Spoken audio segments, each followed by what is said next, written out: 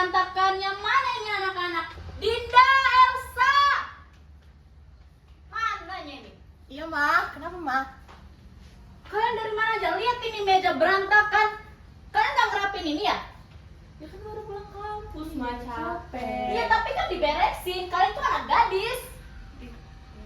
Iya, Ma. Bentar ya, Mama.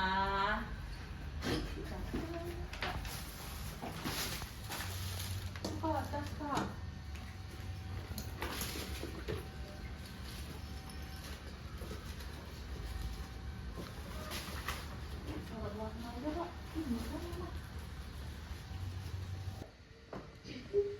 Ma, udah beres nih. Ya. Yuk, Pak, kamar yuk. Ya.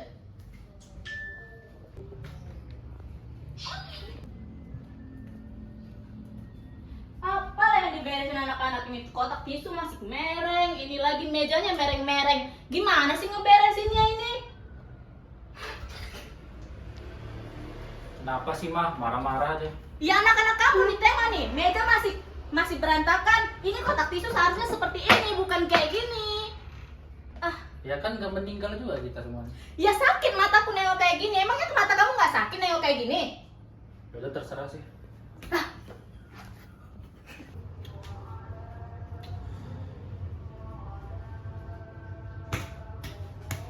Pak, Kenapa? Kak, tahu Kak. Jadi gini, Pak. Kita nih kalau udah beresin rumah gitu kan, Mama nih tetap bilang itu nggak rapi gitu.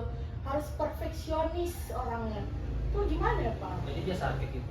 Kan sakit Pak, cuman kayak gini loh, misalkan nih aku sama kakak disuruh mama buat bersihin rumah, bersihin kamar, tapi kita udah ngelakuin sebisa kita, udah itu menurut kita udah bersih, tapi menurut mama itu belum bersih. Bahkan kayak misalnya nih ini meja agak miring sedikit, itu mama bakalan marah, kesel Betul. banget sama kita. Jadi kayak kita kesel loh sama mama, kayak mama aneh, kayak nggak waras.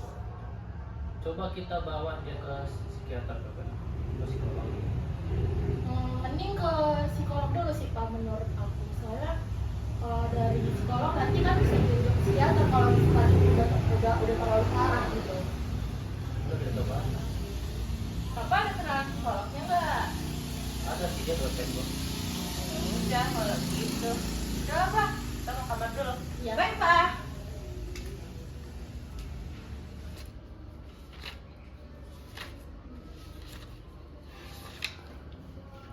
Mah, sibuk nggak? Enggak.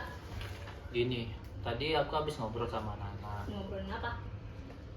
Kata mereka akhir-akhir ini kamu sering marah-marah, kayak meja kegeser dikit marah, spray berantakan dikit marah, marah-marah terus kan kasihan anak-anaknya. Bukannya itu wajar? Kan kalau di pandangan aku tuh itu belum rapi.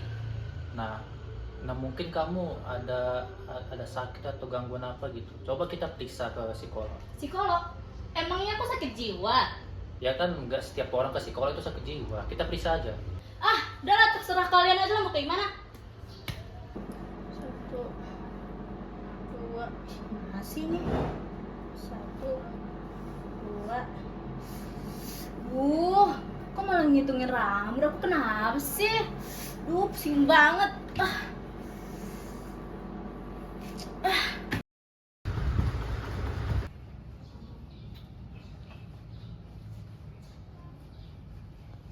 Pak, aku mau ngomong deh. Udah kita duduk dulu.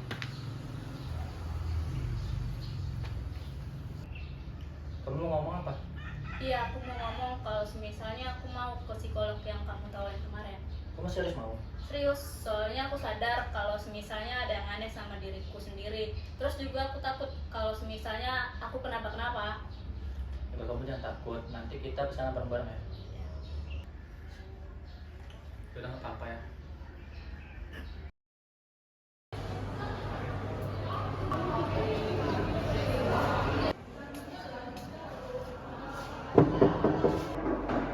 Iya, silakan masuk.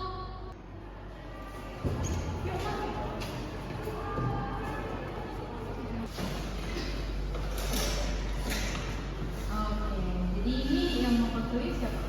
Saya. Mama. Jadi adik-adik ini anak-anak ibu. Iya. Oke. Sebelum itu, ini ada rumah coupling, ini ada kesepakatan dulu antara kita dengan rumah sakit. Tolong ibunya dibaca dulu. Ini boleh. Jadi silakan tanda tangan. Linda sama Elsa mungkin bisa keluar dulu ya supaya mamanya bisa cerita dengan luas di sini sama-sama. Ya udah deh, makasih ya Mbak. Ya, kalau pribadi ya Mbak saya. Oke.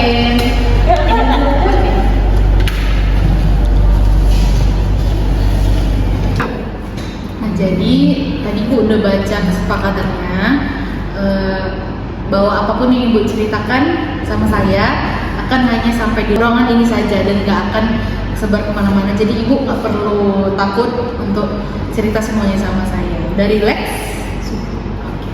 Jadi Ibu mau cerita apa hari ini? Jadi gini Mbak, saya setiap di rumah, setiap ngeberesin apapun atau rapiin sesuatu tuh kayak berantakan gitu, berantakan aja gitu.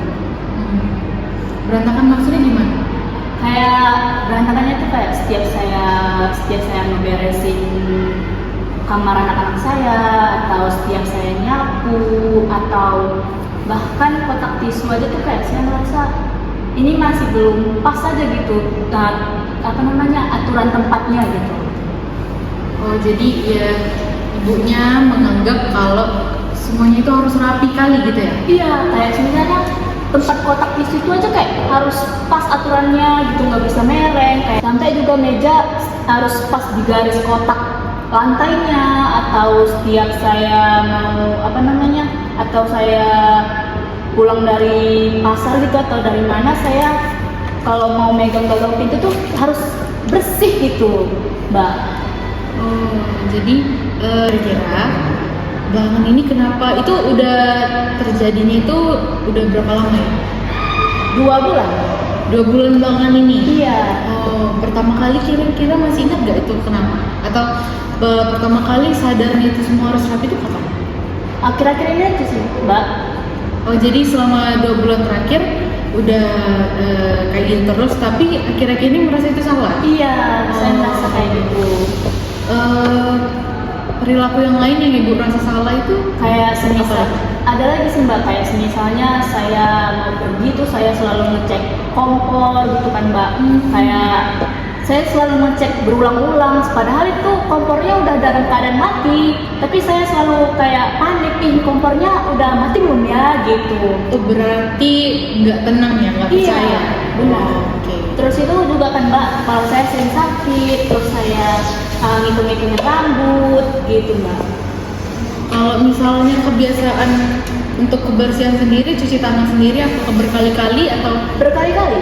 Oh iya. Iya, Oh. kayak saya yang bilang kan Mbak, kayak misalnya saya baru pulang tuh megang-megang pintu saja, saya harus mulai pakai tisu basah, terus saya cuci tangan berkali-kali seperti itu. Oh, yang ibunya rasain itu waktu melakukan itu gimana?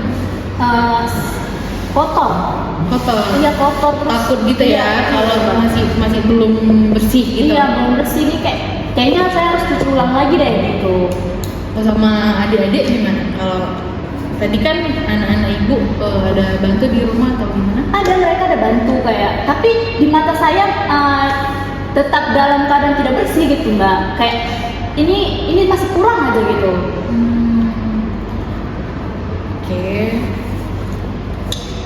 Jadi dari apa yang ibu ceritakan, saya masih belum bisa mendiagnosa ibu langsung.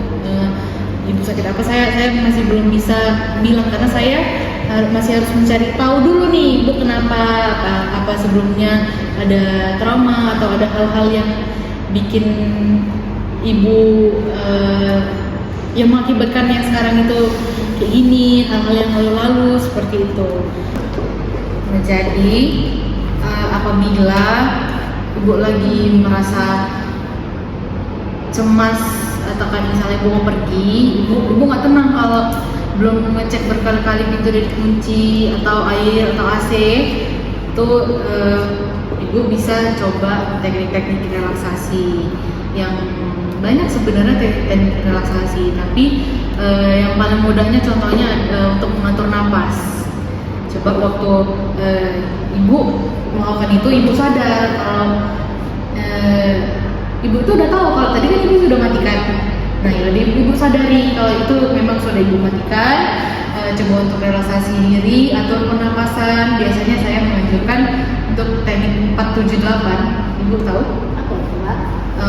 478 itu dimana ibu menarik nafas selama 4 hitungan, baru menahan nafas 7 hitungan, baru mengeluarkan nafas selama 8 hitungan. Nah, teknik-teknik seperti ini tuh membantu ibu untuk lebih rileks, lebih menyadari apa yang lagi terjadi saat ini juga. Nah, biasanya saya memberikan 6 sesi kalau kepada klien yang lainnya. Nah, jadi semoga 6 sesi ini, setelah 6 sesi masih bisa ibu bisa lebih baik lagi. Nah, tapi tugas saya sebenarnya di sini hanyalah memberi solusi. Apapun solusi nanti yang saya berikan, kembali lagi ke ibu. Nah, kalau kita udah ketemu solusinya, jadi itu tergantung ibu mau melakukan atau mau menyadarinya, itu semuanya tergantung ibu. Jadi terapi yang akan saya lakukan ke depannya adalah terapi CBT. CBT itu apa? CBT itu cognitive behavior therapy. Jadi itu terapi yang membantu kita untuk meluruskan pola pikir ibu. Kita luruskan dulu nih pola pikir ibu, biar nanti perilaku ibu itu bisa ikut lebih baik lagi, karena pola pikir ibu sudah kita bantu untuk menjadi lebih baik lagi. Oke Bu, masih ada yang mau disampaikan lagi? Oke, ya itu aja sih Bu. Silakan datang lagi ya Bu 2 minggu selanjutnya selama 6 pertemuan.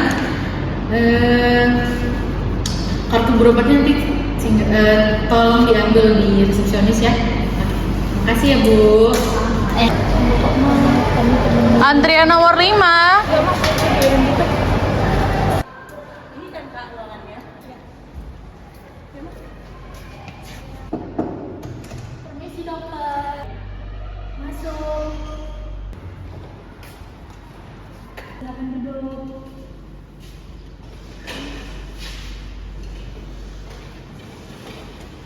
Ada yang bisa saya bantu?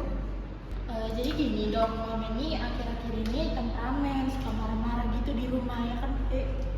Iya, gitu deh dok. Sebenarnya bukan marah-marah karena hal-hal besar gitu atau kita dua melakukan kesalahan. Ini lebih ke arah yang kayak misalkan nih mama suruh aku sama kakak untuk bersih-bersih rumah gitu ya. Nah, terus kita udah ngelakuin nih, menurut kita tuh udah bersih dan papa juga kayak kita udah bersih, udah bagus kerjaan yang kita lakuin. Cuman kayak bagi mama itu belum oke, itu belum bagus, sampai kita bingung ikuti standar mama itu gimana. Dokter tahu nggak sih sampai kayak hal sekecil nih, kalau kita lagi beres-beres sofa, terus kan ada bantal-bantal di sofa itu, kayak kita udah rapiin gitu kan dok, lurus-lurus, cuman sama mama itu kayak nggak sesuai gitu, susunannya nggak di sini, ini agak mirip sedikit ke sini. Jadi kita sama kakak kayak kesel gitu kan, kayak mama ini kenapa sih aneh banget gitu loh dok. Selanjutnya saya boleh nggak bertanya sama ibunya, perasaan ibu bagaimana ya sekarang ini? Saya merasa setiap saya ngeberesin sesuatu atau ngerapin sesuatu, saya merasa kayak itu belum rapi gitu dok, tetap berantakan, atau kayak setiap saya memegang sesuatu tuh kayak saya rasanya tuh gelisah gitu, kayak ini gak kayak misalnya saya memegang gagang pintu gitu kan, ini gagang pintunya kayaknya masih kotor lah gitu kan. Terus setiap saya mau pergi gitu kan sama anak-anak atau sama suami saya gitu kan, kayak ngerasa kayak itu kompornya udah dimatiin belum ya gitu kan, atau terus saya ngecek berulang-ulang kali gitu dok. Jadi sebenarnya saya itu kenapa sih dok gitu? Oh begitu ya. Untuk saat ini saya belum bisa menetapkan diagnosa kepada ibu, tetapi apa yang saya tangkap dari cerita ibu menunjukkan adanya perilaku obsesif kompulsif. Untuk sekarang ini saya berikan dulu resep obat untuk ibu, datang lagi untuk konsultasi berikutnya. Ini resepnya bisa diambil di bagian farmasi. Terima kasih ya. Terima kasih dokter. Terima kasih dokter. Sama-sama, datang Permisi ya, kembali. dokter.